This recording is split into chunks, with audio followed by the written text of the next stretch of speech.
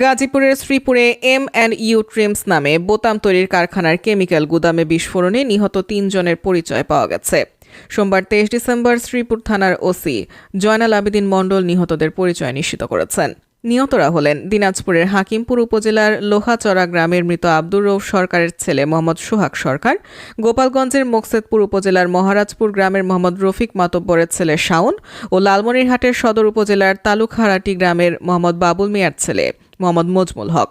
তারা ৩ জনই রং মিস্ত্রি ছিলেন।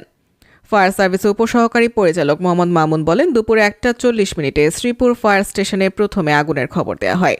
1:56 শ্রীপুর ফায়ার সার্ভিসের 2 ইউনিট আগুন নিয়ন্ত্রণে আনতে কাজ শুরু করে। যেহেতু কেমিক্যাল ড্রামে বিস্ফোরণের খবর ছিল, তাই গাজীপুর চৌরাস্তা মডার্ন ফায়ার স্টেশনের 3টি, রাজেন্দ্রপুর মডার্ন ফায়ার স্টেশনের 2টি সহ 5টি ইউনিট ডাকা হয়। তিনি আরও বলেন, 7টি ইউনিট আগুন নিয়ন্ত্রণে আনতে কাজ শুরু করে।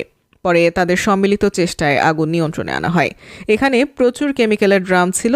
আগুনের তাপে ড্রামগুলো ফুলে যাচ্ছিল। সেখান থেকে প্রচুর বিস্ফোরণ হয়।